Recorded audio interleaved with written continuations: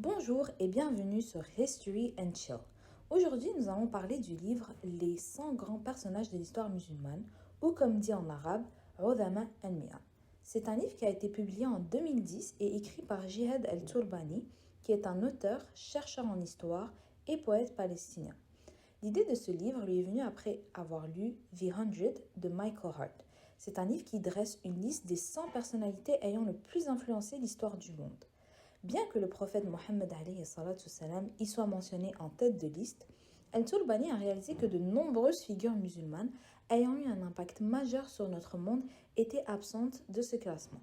C'est ainsi qu'il a décidé d'écrire son propre ouvrage, mettant en lumière 100 personnalités musulmanes qui ont marqué l'histoire de manière significative, mais dont on parle malheureusement très peu, voire jamais. Alors bienvenue dans ce premier épisode. Je vous mettrai en description la chaîne de l'auteur ainsi que des informations sur son livre. Il n'est disponible qu'en arabe, mais Jihad al-Turbani a réalisé plusieurs vidéos sous-titrées en plusieurs langues, dont le français, l'anglais et l'espagnol. Alors, installez-vous confortablement, prenez un petit truc à grignoter et une boisson que vous aimez, et c'est parti!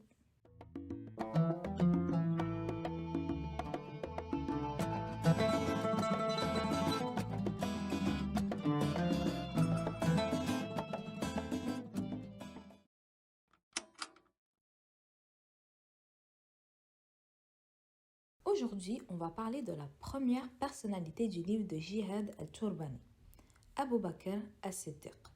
Mais avant de continuer, petite mise au point. Abu Bakr as-Siddiq est le seul personnage spécial du livre. Pourquoi? Parce que toutes les autres personnalités mentionnées seront des musulmans normaux, c'est-à-dire ce ne seront pas des prophètes ni des compagnons à qui le paradis a été garanti en islam. Alors, qui était Abu Bakr as-Siddiq? Abu Bakr est né à la Mecque et c'était un riche commerçant originaire de la tribu de Quraysh.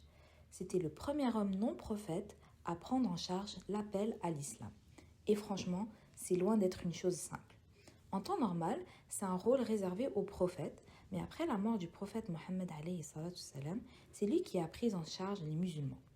Abu Bakr était le meilleur ami du prophète et aussi parmi les premiers hommes adultes à embrasser et accepter l'islam. Al-Turbani a mis en avant deux mérites clés d'Abu Bakr, même si en vrai il en avait beaucoup plus. Le premier, c'est qu'il a sauvé l'islam d'une dérive grave.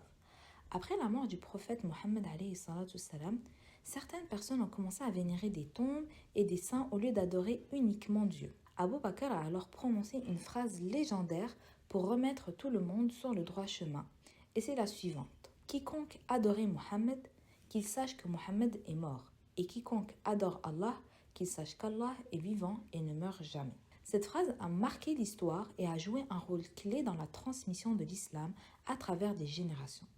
Le deuxième mérite, c'est qu'il a été un génie militaire et a défié les règles de la guerre. Abu Bakr a été le premier dirigeant de l'histoire à mener une guerre sur deux fronts en même temps. Pour ceux qui ne savent pas ce que ça veut dire, c'est combattre deux ennemis différents dans deux endroits distincts au même moment. Normalement, c'est une tactique ultra risquée et même plus tard, des gars comme Napoléon et Hitler s'y sont essayés. Résultat, ils ont complètement échoué. Alors, comment Abu Bakr as-Siddiq s'en est pris? Il a divisé son armée en deux fronts stratégiques. Il a envoyé Khalid ibn al-Walid vers l'ouest de l'Irak, alors appelé les Brigades An-Nur, et en même temps, il a envoyé Abu Ubaïda prendre la route vers la Syrie. Le résultat, victoire totale contre les deux superpuissances de l'époque, soit l'Empire romain et l'Empire perse. Quelques années plus tard, l'Empire musulman devient la première puissance mondiale et tout ça seulement durant le règne de Abu Bakr as-Siddiq. Mais il faut savoir que Abu Bakr as-Siddiq n'a pas été le dernier musulman à combattre et vaincre plusieurs empires simultanément. 1300 ans après lui, un autre homme du Maghreb islamique a réussi à battre non pas deux, mais trois empires en même temps. Qui était cet homme? La réponse sera dans le prochain épisode, alors tenez-vous au jus et on se voit dans la prochaine vidéo. Bisous!